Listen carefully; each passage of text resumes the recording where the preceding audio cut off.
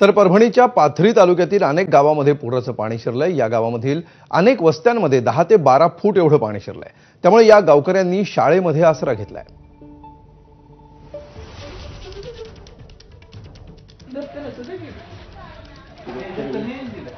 पिकं पाण्याखाली गेलेली आहेत, घरं देखील पाण्याखाली गेलेली आहेत आणि त्यामुळे या पुरामुळे होत्याचं नव्हतं झालंय। त्याची ही विदारक दृश्य सध्या आपण पाहतोय। नागरिकांना गावच्या शाळेमध्ये आसरा घेण्याची वेळ आली आहे। मात्र आजूबाजूला देखील अशाच प्रकारे संसार या पाण्यानं वाहून गेले।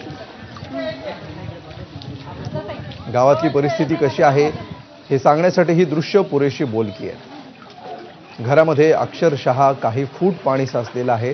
त्यामुळे घरातल्या अनेक वस्तू एकतर पाण्यात वाहून गेल्यात आणि ज्या उरलेल्या आहेत त्या पाण्यावर तरंगतायत।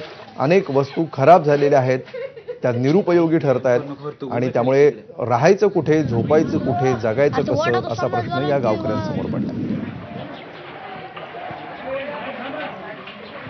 तर जळगावच्या पाचोरा